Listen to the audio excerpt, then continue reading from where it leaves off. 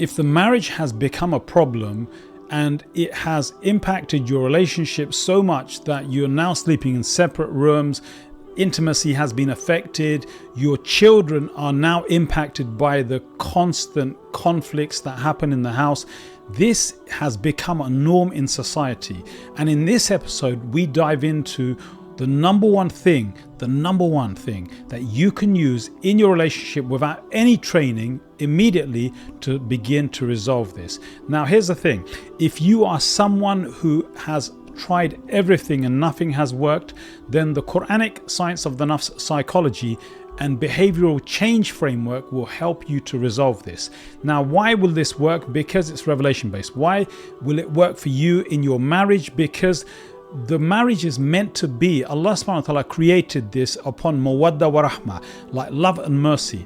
And if love and mercy are lost in a marriage, then we can inject it into the marriage with the very solution that I'm going to share with you in this podcast. And this will impact your relationship, it will impact your intimacy or lack of, and it will impact your children. If the children are fed up of watching you bicker and they're now starting to reflect your behavior as a couple, then this is the thing that you want to implement into every relationship. You're going to love this. Stay tuned. Assalamu alaikum. Welcome back to this week's episode. In this episode, we're going to dive into one of the fundamental pillars or principles that I teach my students, coaches, therapists, people like you and I, who are trying to improve our relationships and actually build relationships we love. Now, the thing is, if you have been struggling in your marriage, like many of us do, then you probably tried a whole bunch of things to try and resolve it. We try everything, right? We try communication, we try intimacy, we try to use the kids to, make a bridge between us. And what tends to happen is that communication breaks down, intimacy disappears, and the children are impacted by the very relationships that we're having. So what I want to share with you in this episode is something that's going to really help you to create a dramatic shift in a short space of time. Now, creating a shift like this, it requires you to nurture yourself on the skill that I'm going to be sharing with you in this episode. I'm going to tell you right up front what this is. And this is really a psychological method that I use with my students to help them to almost like shift their mind away from what they've been doing to what they want. And if you think about this, very often when we go out into the world looking for a solution to a marriage crisis or the problems that we're having, what we're really wanting is that we want to create a solution. So right from the offset, what I want to tell you is that most people, and this is my experience, and I am dealing with relationships, parenting, marriages, like siblings, corporate relationships, like, boss and employee. I'm dealing with these relationships every day. This is something that I've been doing for years. We deal with behavioral change. We deal with psychological, emotional leadership. And the science of the nafs is a Quran and Sunnah based methodology that you can apply into every relationship in your life. But I'm going to talk to you about a fundamental principle that you want to instill in your marriage, because if you put this into your marriage, what's going to happen is that you will actually start to enjoy your own marriage. Because for many of us, what we see is that in the beginning things are good, or at least they were semi-good. And then over a period of time, things go wrong, things change. When things were flourishing, it was great. But then all of a sudden, we have some bad years. And I hear this a lot. My clients telling me, I never thought I would be in this situation. And these are smart people like you and I. So the thing is, if you are getting stuck in your relationships, then there is something that you can do without going out and looking for, external help to actually make that change happen. Very often what we're doing, what we want is that we want love and mercy in our relationships. We want to be recipients of it, but we struggle because we're recipients of criticism and, negativity and people talking down to us and, snapping at us. And it's almost this behavior or this onslaught that you receive that makes you anxious. And people respond in two ways to this type of anxiety. In a relationship where you get this constant bickering and conflict, or this constant disconnect, then what happens is that you will either engage in conflict or you will withdraw, and you will withdraw to your own devices, to your own, literally to your devices, and you're just surfing the net or YouTube or something. You just keep yourself busy and distracted. The other thing is that we don't do that, and we start to engage in what we think is, positive or constructive communication, but the communication has broken down. So if you think about communication as a bridge between two people, like when the communication bridge breaks down, you're going to fall, or your spouse is going to fall. And the impact of this is that it actually makes you feel bad about your relationship. It makes you feel like you're doing all the work. And a lot of times, and I get this complaint a lot, you feel like your spouse is belittling you or undermining you with the kids. And it's just this constant tit for tat. If that is happening, there is a really simple thing that you can do immediately to begin to change it. And this is what I want to share with you. You see, we want a solution to the problem. The problem is the breakdown in a relationship. The problem is the anxiety in the relationship. The problem is the bickering, the argumentation. The problem is not seeing eye to eye. When we are in the problem, what tends to happen is that we stay in the problem. And even when we are trying to resolve our relationship issues from within the problem, because we are in the problem, we find it difficult to resolve it. And so one of the fundamental things that I teach my students to do is to become solution focused. Now, if you think about your problem, this circle here is your problem.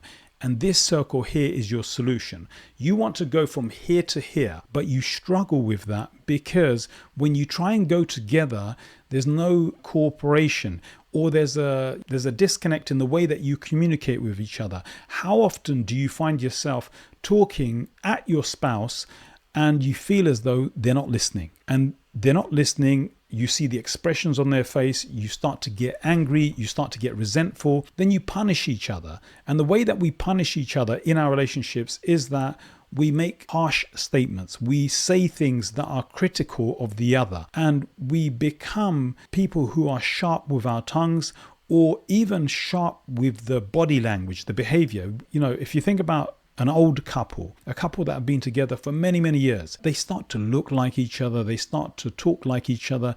They start to reflect each other. In the same way, early in the marriage or in the middle of the marriage or at any point in the marriage, this is a communion of two people. And when these two people come together, whether they like each other or not, whether the relationship has broken down or not, what tends to happen is that we start to behave like each other. So if your spouse is making you feel anxious, you feel resentful, and you want to disconnect from that so that you don't feel so bad about it. But in that disconnect, they start to feel anxious. They start to feel like you don't care. And then you start to feel like they don't care because of the way they talk to you. And all of a sudden, you're not talking. And when this happens for a prolonged period of time, what happens is that we get into our mind. If you really watched your own behavior, what you'd see is that you get into your mind and you play the stories over and over again. He did this, she said that, and I can't believe it happened like this. And he didn't tell me, he didn't take my feelings into consideration. She speaks to me like this in front of the children, doesn't respect me. And all of this stuff comes out. It doesn't come out to each other, because when it comes out to each other, you're arguing. It comes out in your mind. And what's happening is that you're playing this over and over again in your mind. And it's like this incessant, negative, nagging conversation in your mind. And when this is happening, I want you just to imagine this. When this is happening over and over again, what will happen is that you will get wound up. You'll start to feel low moods, even if you're not communicating with each other, even if you're sleeping in two separate rooms. And I get a lot of complaints about that. It's so bad that we're now sleeping in separate rooms, and we've been sleeping in separate rooms for years. And so when that happens, then of course the intimacy is virtually non-existent, or it disappears. And then you have to almost like feel, the thought that comes into my mind is like you feel decrepit, like you want your desires to be fulfilled, but you can't even fulfill it with your halal spouse. So you've got this halal spouse, someone you married, and the relationship and the intimacy and everything is permissible and everything is blessed by Allah, yet you find it difficult to have an intimate relationship. So in this, what will happen is that we become more and more resentful. But here's the thing, everything I'm describing to you is happening here on this side in the problem focus. You see, for as long as you're in there, you're going to be focused on what he said, she said, he did, she did. And for as long as that happens, you over here, you remain in your incessant stories about what they did, what you've done to each other. And that just breeds more and more resentment. It breaks down the relationship, and you don't get to this, the circle of solution over here. And so the simple way to deal with this, and I want you, I want to keep this short for you because I want you to not think about too much information, but think about like what I'm sharing with you here. It is so profound. If you take this and you apply it into your relationship, you will see that it's impacted. You will find that your relationship changes, and it will change over a short period of time, but you're going to have to be patient with it.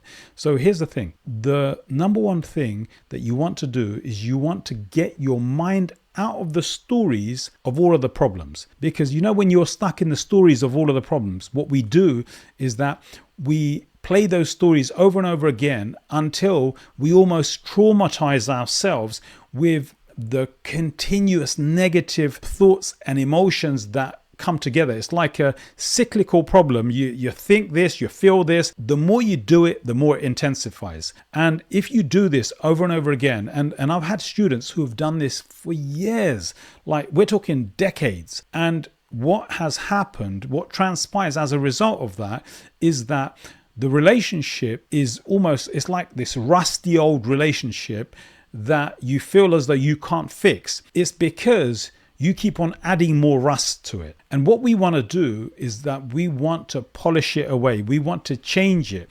And the way that we change it is we approach our relationship from a solution focus. Now, here's the thing. This is what this means. Like in simple terms, in a way that we can apply it, I want you to think about if there was a solution to this relationship problem that you've got, what could it be? Here's what's going to happen. When you ask yourself that question, your mind, because it's been in the habit of doing this, is going to have a knack and a tendency to jump to the negative, jump to the catastrophizing, the worst case scenario situations, because you've been playing this over and over and over in your mind. So what we want to do is we want to snap your mind out of that and take you into a solution focus. Now, to get into a solution focus, I want you to think about this in a really basic and simple way. What could I do? What one thing could I do to make this slightly better today? And here's the thing. You're going to do it and you're not going to expect anything in return, right?